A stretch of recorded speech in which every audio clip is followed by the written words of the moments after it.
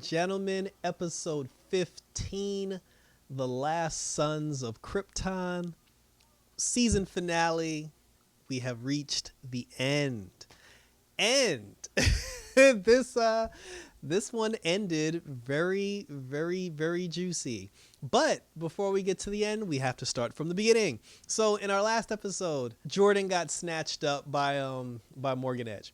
And he took him to like some random location, some random volcano location, and he basically put his daddy's consciousness inside of Jordan's body. Clark and Lois are understandably freaking out over it. John Henry Irons, he's there trying to help too, and they're all trying to find Jordan. They go down to where Jonathan is and where the general is. He's banged up, Jonathan's banged up, Sarah's banged up, and then she's just like, oh, why would Morgan Edge take Jordan? And like nobody wanted to answer her. But then like her parents showed up, they took her, and then they got her away. So now, like I said, now Superman, he told Lois, he was like, listen, I'm going to find our boy no matter what it takes. So Superman flies up into the sky. He flies up into the atmosphere, actually, and he screamed Jordan's name so loud, Jordan heard him in the deepest, darkest crevices of the planet. And then when he heard him, because Morgan Edge's daddy had taken over at that point. But then when he heard Superman call out to him, Jordan kind of snapped out of it a little bit, and then he yelled back. Superman knew where he was, and then he flew in to go save him. So Superman confronts his son. He's talking to his son, and then he's just like, oh, what happened? Don't you remember what happened? And then he was like, no, last thing I remember, I got into a car accident. And then like Morgan Edge's daddy took over, and then he was like, I've been eradicated. And then he pushed Kal-El, and then he flew away and he dipped. Morgan Edge, he basically he flew to Smallville, where the general was and where all the soldiers were. He flew to Smallville, and he snatched up, because he's the Eradicator now. He has the power of the Eradicator. He used the Eradicator power to control about 5 or 6, 7 soldiers, and then he took those soldiers and they took off along with Morgan Edge. So now they're one big Kryptonian army, and they're ready to wreak havoc all over the planet. So they're trying to evacuate Smallville, like the Lane family. They're trying to evacuate people. Chrissy from the Gazette, she's helping, trying to evacuate people. Everybody's trying to evacuate people, but our main cast, they're trying to come up with a way where they can save Jordan and stop Morgan Edge. John Henry Irons, he came up with something. I don't know if he had a crystal, if he had some sort of power. He had something that he put in his hammer. And when he turned it, his hammer lit up red. And he said that the plan was, if he, once he turns the hammer red, whatever the red aura power was, he said if he throws his hammer at a far enough distance and for it to build up speed, it can basically knock the power out of Morgan Edge, and it could turn him back to normal, and it can knock the Eradicator juice out of his system. But then they were just like, but the only problem is he has to be standing still long enough in order for you to hit him with it. And then everybody was like, I don't know how that's going to happen. And then Superman was like, well, don't worry about it. He's like, I'll take care of it. But then they were just like, what about Jordan? And then Superman was kind of torn, because he's like, I can't save my son and save the town and stop Morgan Edge. And then Lois was like, you don't have to do everything. That's why you have a family. That's why you have a team. Let us take care of Jordan, and then you and John Henry Irons, you go take out, Morgan Edge. So what they did was they came up with this device, because they had a device, I believe that they used the device earlier on in the show, where you can put a human's consciousness inside someone else's mind, and then you can go into the mind and pull that person out of a coma or wherever that they're in. So John Henry Irons and Superman, they team up. They end up fighting Morgan Edge's army. They end up fighting Jordan. John knocks out Jordan, puts him down for the count. Then he grabs him, brings him back to the barn. Lois puts the device on his head. She puts the device on her head. They gave Jonathan, a weapon. They was like, if anybody shows up, just blast them with the weapon. And that was pretty funny, because when they were trying to come up with weapons and ways to stop everybody, Jonathan came in. He walked up to John Henry Irons with a bag full of guns, and he was like, yo, this is everything I borrowed from from your RV. And then the look he gave, I thought that was pretty funny.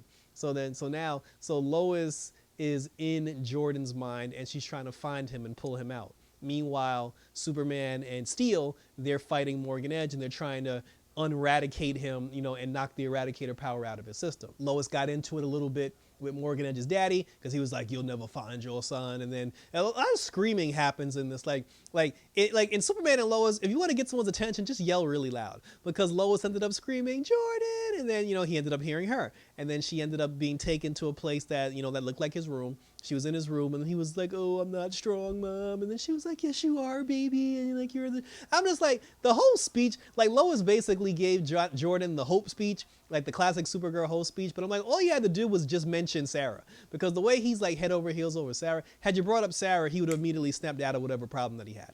But eventually, Lois was able to talk him down. He thought about all the good times. He thought about his family, his brother. He thought about Sarah and everything. And then it was the power of love was enough for him to expel Morgan Edge's daddy from out of his system. And then, Morgan Edge's daddy's gone. And then Jordan's okay. He snapped out of it, he right before he almost killed his brother. But then, he snapped out of it. And I believe he can fly now, because even after Jordan had eradicated Morgan Edge's daddy from his system, he was still up in the air flying. Jordan and Jonathan were hugging each other when Jordan came to, which means Morgan Edge's daddy was out of his system completely and he was flying.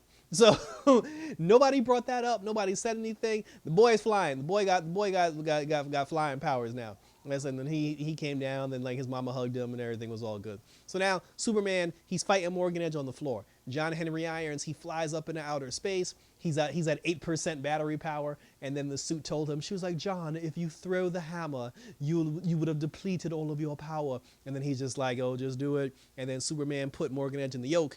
And then John Henry Irons, he threw the hammer. And then after he threw the hammer, his suit knocked out, his suit basically conked out on him. The hammer went flying from outer space like a meteorite. And it basically bam, smacked Morgan Edge right in the chest.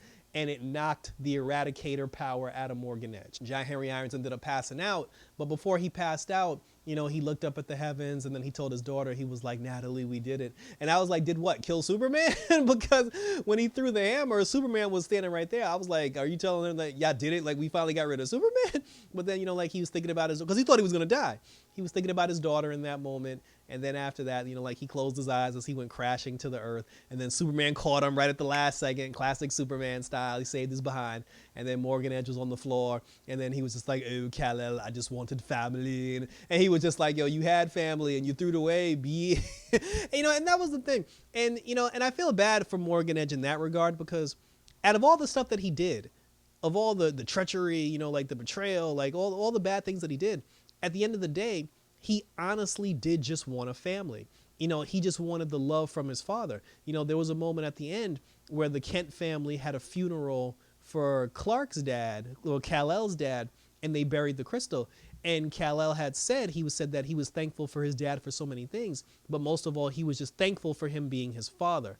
And Morgan Edge never got that. His dad never did that for him. His dad was always just like, shut up, boy, and, and relayed the commands and he never gave him that love and that warmth. But now he kind of blew it because, he betrayed the entire Smallville in the world. He tried to take over the world. So he's going to prison now. But knowing Superman, I'm pretty sure Superman's going to come and visit him in jail, because that's what Superman does. And plus, he is still his brother. He's not dead. So the two of them, I'm sure, will reconnect at some point. He just got to reconnect in at Blackgate Prison, because that's where he going. And, and then after that, then they had a nice montage of the town, cleaning up everything. There was a moment where Lana Lane gave the mayor of the town the nastiest, dirtiest look of all time, which leads me to believe that in season 2, Lana's going to run for mayor. That's my prediction for Lana in season 2. And, and then the general, Grandpa, he ended up resigning from his position. And when he resigned from his position, he, John Henry Irons, he said that the DOA actually called him, to want to work for them, and then he was just like, how come you didn't call me? And he was like, because I quit. He said he's just stepping down so he can take care of his family and focus on what's important. Lois ended up giving Chrissy a blank check, to the point where she bought in Lois basically bought half the Gazette. So now Chrissy and Lois are going to be business partners together, and they're going to run the Gazette together, which is I don't know why Lois doesn't do that shit from Jump Street, but that would have made a lot more sense. If she just did that from Jump Street, that honestly would have made a lot more sense. But she didn't do it, but she did it now. So now the Smallville Gazette belongs to Lois Lane and it belongs to Chrissy, and they're going to run it going forward. Lana's husband, he got his job back, Sarah and Jordan, they're still together. Jonathan, he's still scheming on that dark-haired girl who I'm pretty sure her daddy's a metahuman villain that we'll find out in season 2. And and then in the end, they went to go talk to John Henry Irons. They were just like, oh, can't we convince you to stay on the farm? And then he was just like, nah. He said, I got a lot of things I got to do. He said, I should actually go find my doppelganger sister and actually reach out to her for a change and and actually talk to her, and actually speak to her or whatever. So, and then while he was talking to them, all of a sudden, his AI, his little computer AI thing, she was just like, oh, John, there's an unidentified flying object that's honed in on your suit's trajectory. And then everybody ran outside.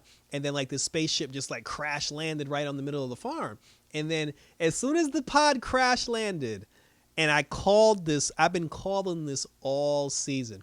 If you go back and watch any of my Superman and Lois reviews, I've been saying 50 million times, his daughter is not dead. But see, I will admit this though. I did say it was going to be his doppelganger Earth 1 version of the daughter, but hey, the girl's still alive. The girl's still here. So I was still right in that regard. So, like Natalie got out of the pod.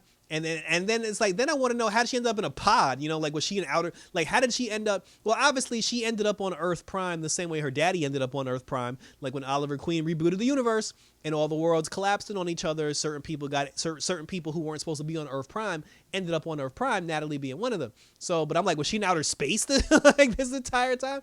Like that whole thing was just very weird to me, but we'll obviously get those questions answered in season 2. Then came the awkward moment when, after she hugged her daddy, because he couldn't believe that she was there. Like he looked at her like 50 million times because he was just in shock.